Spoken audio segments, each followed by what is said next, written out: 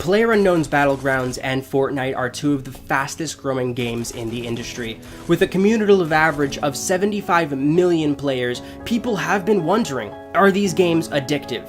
And in today's video, I'm going to be going over both sides of the debate. So I hope you guys enjoy this video, and if you learned anything or found anything interesting, please be sure to give me a like, subscribe, and maybe even comment your opinion. But without further ado, I'm the Hunted Reaper, and let's get started.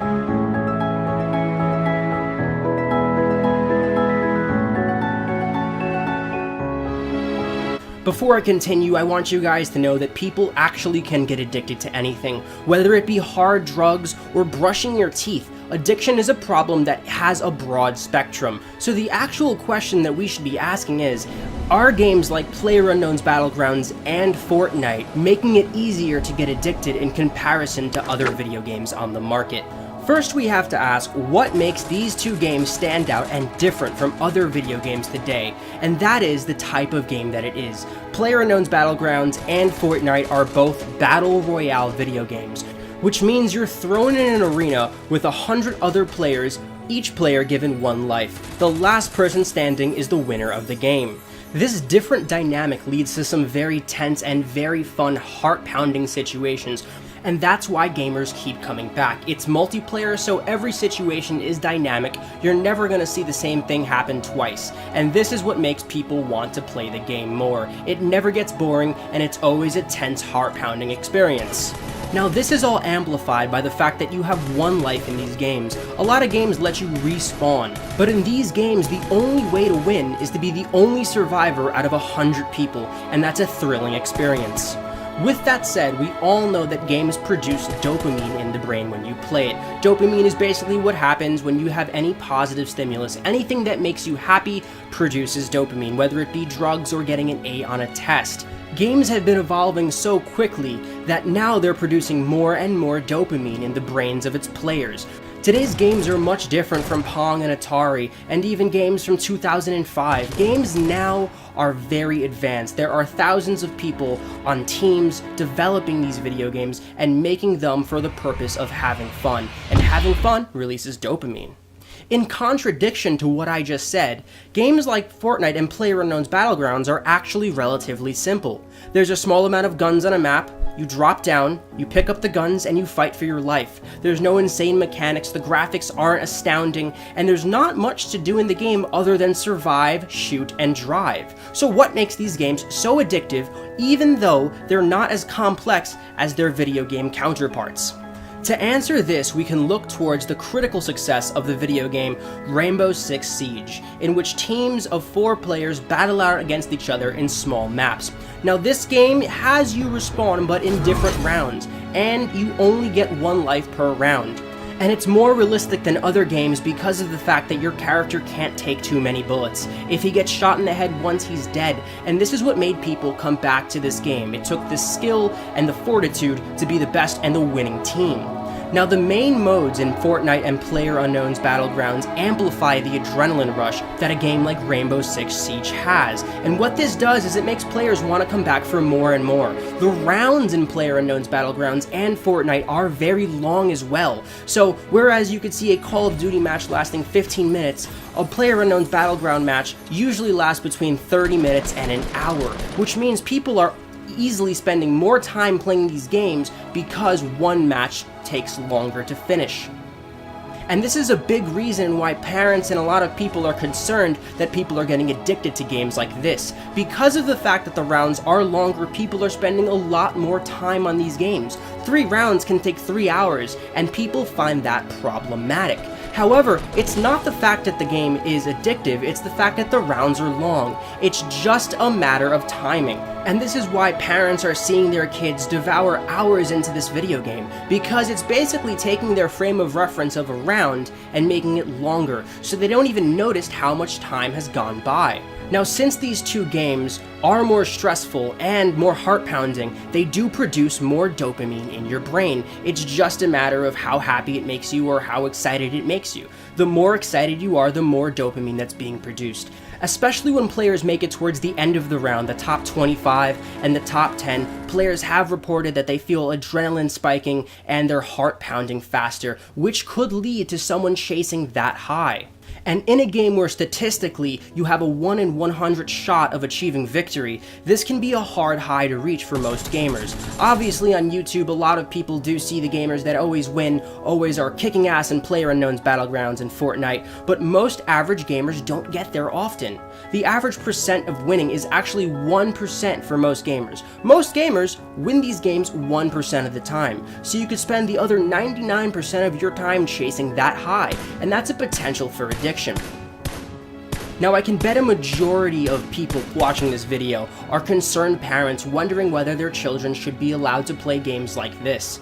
Especially for younger children, Fortnite is a very colorful game that's rated T. Yes, there's violence, but the violence is very cartoony. PlayerUnknown's Battlegrounds is a little more adult, featuring real people killing real people, so parents might be less adamant about their younger children being exposed to something like that. And one of the largest concerns I hear is, will it make your child antisocial? And I think, on the contrary, it won't. Because PlayerUnknown's Battlegrounds and Fortnite have been bringing people of all ages closer together. The ability to play with your friends in squads has made children and adults connect with each other in ways that people didn't even perceive. Now in video games, we could talk to our friends when we're not even with them. So having a balance of being able to play at home and also know when it's time to play outside is one of the best things you could do for your child when it comes to playing this game. Now, is this game addictive? It can be. It's a possibility. Anything can be addictive. Any video game can be addictive because it produces dopamine, but it doesn't mean you shouldn't allow someone to play it. It's something that should be experienced, and it's one of the novelties of having such an advanced technological culture today. There is a technological renaissance happening in the world today, and bringing someone closer to that instead of shunning them from it is something that's healthy, but you have to understand how to discipline and talk to your children about what they're playing. Now, another big controversy with video games is microtransactions, and I'm happy to tell you guys that microtransactions don't really take a big part of these games, since every player starts off with tabula rasa, with nothing except for the hands that they have, and they pick up items on the floor. The only thing that you can technically spend money or time or video game currency on is the ability to purchase clothing items and colorful little trinkets for your character, which means that no gameplay is being affected by how much money you spend, which is one of the causes for addiction in other games, such as like the recently controversial Star Wars Battlefront 2, in which you can use real money to purchase characters in the game, and it's very hard to even get the characters if you play the game without buying anything. Since there are hardly any microtransactions in Fortnite and PlayerUnknown's Battlegrounds, it sets an amazing example without having to worry about your kids or yourself spending too much money on things that don't even matter.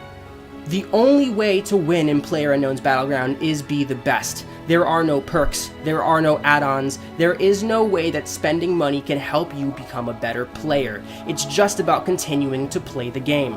Video games are amazing and helpful, and they're a big part of today's culture. Gameplay can involve repeated actions that strengthen brain cell connection in underlying memory and learning problems. The premotor and parietal cortex are strengthened when it involves games that require real-time actions that activate these areas, which control and help sensory movement. The prefrontal cortex is also helped. Games that require logical thinking, like Tetris, for example, but also games like Fortnite and PlayerUnknown's Battlegrounds that require tactical thinking. Looking towards the future, games will continue to become more intricate and more effective on people's dopamine. Maybe one day video games will become too addictive, but right now it's just about limiting yourself or your children, making sure that they have a healthy habit rather than something that envelops their life. Video games have created strong social communities, and Fortnite and PlayerUnknown's Battlegrounds are no exception.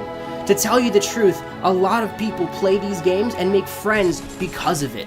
While there is a potential for games like this to be a catalyst for social isolation, it's been proven now that communities are even stronger because of it. Video games are the future, and socially as well.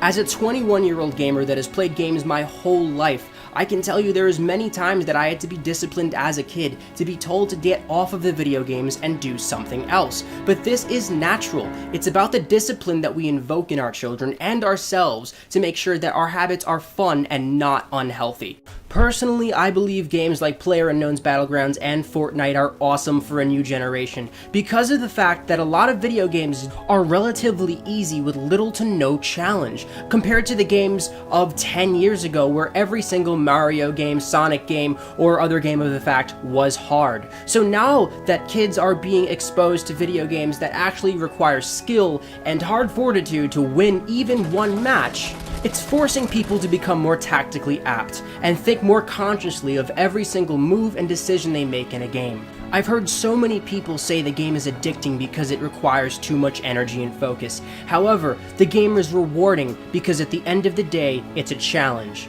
And when you've completed that challenge, there's a certain sense of accomplishment inside of you. I've given a multitude of pros and cons, but at the end of the day, it's up to you as a gamer or as a parent to decide whether this game is good or bad. Honestly, it's just about having fun. And through a technological natural selection, the games that are most popular are going to be the games that are the most fun, which is the reason why all this controversy is starting in the first place. If you guys enjoyed this video or anything about this video, learned anything, or have an interesting comment to say, be sure to like, subscribe, comment, and continue to watch The Hunted Reaper.